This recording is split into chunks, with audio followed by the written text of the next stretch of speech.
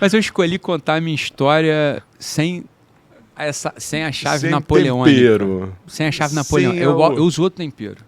A gente está acostumado a contar a história hoje, né? O que o pessoal está acostumado a contar são histórias de tipo napoleônico, ou seja, era um soldado miserável, não sei o quê, que virou o imperador do mundo. Desde, né? Tem a história de Napoleão e todo aquele pessoal que produzia romances de corte começaram a contar esse mesmo tipo de história, que é a jornada do herói clássica, como a gente conhece hoje. Né? Eu escolhi contar minha história de outro modo. Não é esse tempero que eu tempero o meu prato da minha vida. Eu não tenho essa parte. Não conta assim. Eu acho que uma das poucas liberdades que o ser humano tem na vida não é a liberdade de vir, não é a liberdade de quem vai conhecer, não é a liberdade de contar a própria história. Ninguém vai me dizer como eu conto a minha história, Jota. Eu conto do meu jeito. Beleza? Então, assim, meu pai, por exemplo, que a gente tá falando dele aqui, meu pai morreu com um tiro na cara tem 4 anos, porra. Fui lá pegar o corpo. Fui lá pegar o corpo dele com o cérebro pra fora no meio-fio. Eu não conto essa história. Meu papo. Não conto história, não.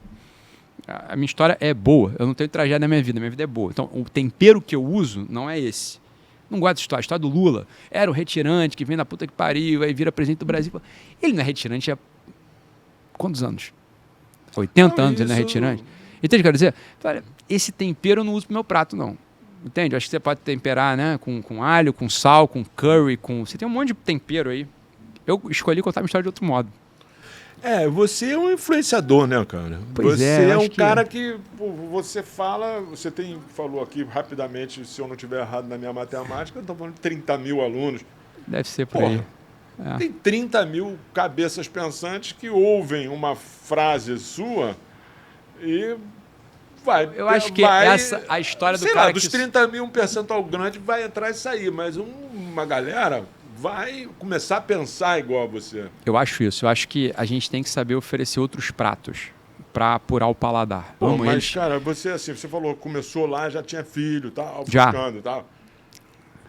Essa é uma história legal. Eu acho super legal a minha história. Eu acho uma história super legal, mas é uma história... que tempera a conversa. Pra caramba, mas é outro tempero. É isso que eu tô dizendo. O tempero que eu uso não é esse tempero da jornada do herói. Essa história é chata. Pro meu gosto. Pro meu gosto. Eu gosto de outras histórias. Aí é como eu conto a minha. Mas tu lida com a audiência, cara. A audiência pra caramba, a jornada do herói. Mas então, a minha audiência vai gostar de outra coisa. Porque jornada do herói tem um monte. Vai lá. Vai pegar prato pra caramba. Assim, eu ofereço outro sabor, outro tempero. O pessoal que me segue aí, né, quem é meu aluno, isso aí não vê o Ítalo de outro jeito. Porque é a história do modo que eu conto minha vida. Isso eu acredito mesmo. Isso era um princípio que eu usava no consultório, Jota. Quando chegava lá para te atender, né, chegar um paciente lá para atender, logo no início eu percebi uma coisa. Isso não estava teorizado, não tinha visto teoricamente ainda em livro. Você está me contando teus problemas. Eu estava pensando assim, falei, olha, o meu trabalho aqui é um trabalho de diretor de personagem, né, diretor de cinema. Eu tenho que ajudar esse sujeito a gostar da história dele. Porque essa é a parada da vida dele. O sofrimento dele vem porque ele está contando a história dele de um jeito que ele não suporta. E daí vem o sofrimento dele. Porque o Viktor Frankl, por exemplo, que é um psiquiatra que foi jogado no campo de concentração nazista, né, porque era judeu.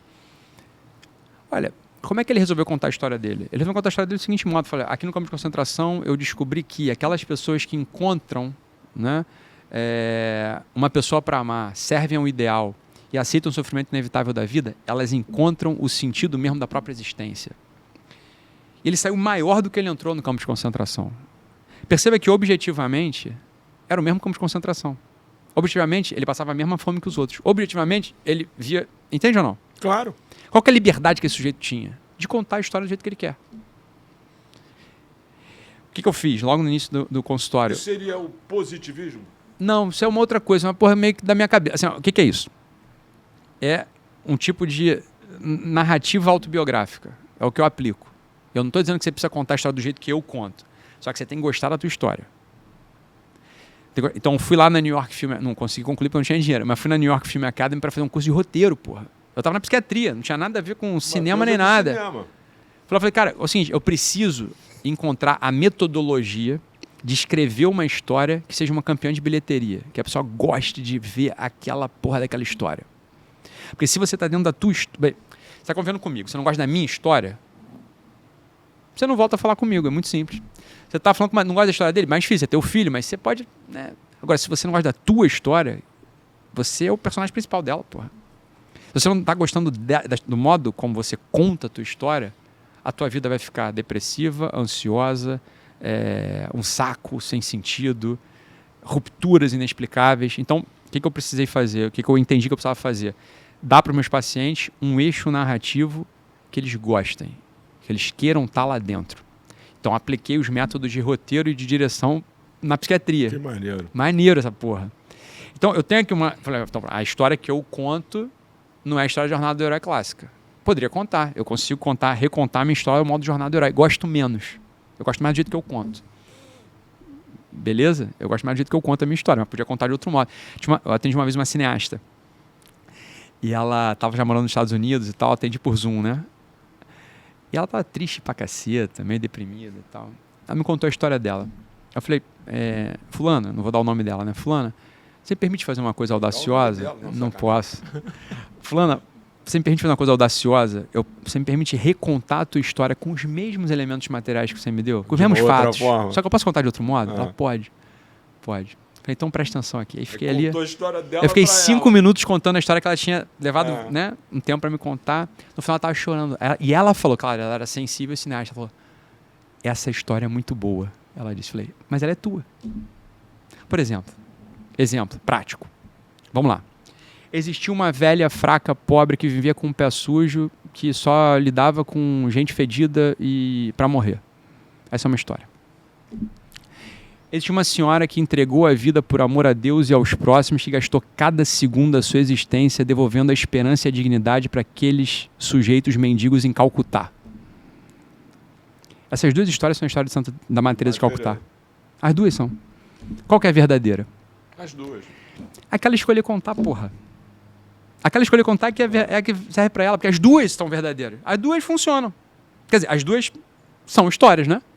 Que usam os elementos. Mas qual a história que ela vai escolher pra ela? É ela que vai decidir. Essa é a única liberdade humana, é essa. Mas não, pô. A Madre Teresa é isso, bicho. A história que ela resolveu contar pra ela, eu sei qual é. É a segunda. Por isso ela é Madre Teresa de Calcutá. Por isso ela não é uma reclamona, pobre, não sei o quê. Essa é a liberdade humana. Foi o que eu tentei fazer no consultório, é o que eu tento fazer nas coisas que eu falei. Comunicar isso para o povo, né, é fundamental. A gente não está encarcerado pela circunstância concreta que, né, a perda de um pai, perda de um filho, isso são coisas que acontecem e que a sabedoria consiste em articular isso no meu eixo narrativo. Para isso você precisa saber qual que é a tua finalidade, quem que você é nessa porra dessa história, né? E para quem você está contando. Essa é uma outra coisa também. Você tem que escolher um observador que esteja interessado em você 24 horas por dia, 7 dias por semana e que te ame. É conveniente você escolher, portanto, um observador onisciente e amoroso. Né? E que esteja presente sempre. Então, um observador onipresente, onisciente e que tenha todo o poder de te amar. Amar a tua história. Onipotente. De Deus. Se você quiser dar esse nome, fica à vontade.